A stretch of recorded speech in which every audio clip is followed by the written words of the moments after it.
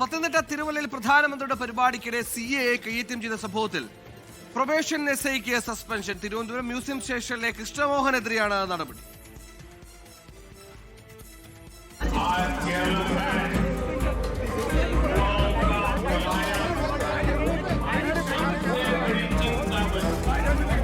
തിരുവല്ലയിൽ NDയുടെ തെരഞ്ഞെടുപ്പ് പരിപാടി പ്രധാനമന്ത്രി ഉദ്ഘാടനം ചെയ്യാൻ എത്തിയതിനിടെയായിരുന്നു പോലീസ് ഉദ്യോഗസ്ഥരുടെ കയ്യാങ്കളി. ഉദ്ഘാടന വേദിക്ക് പുറത്ത് ഡ്യൂട്ടിയിലുണ്ടായിരുന്ന CAയും തിരുവനന്തപുരം മ്യൂസിയം സ്റ്റേഷനിലെ പ്രൊബേഷണറി SI കൃഷ്ണമോഹൻ തമ്മിലാണ് വാക്കേറ്റവും കയ്യാങ്കളിയും ഉണ്ടായത്.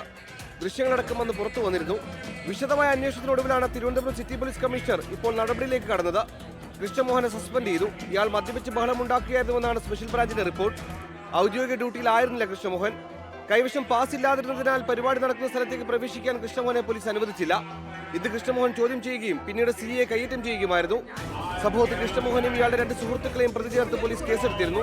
പിന്നാലെയാണ് സസ്പെൻഷൻ. 24 തിരുവനന്തപുരം.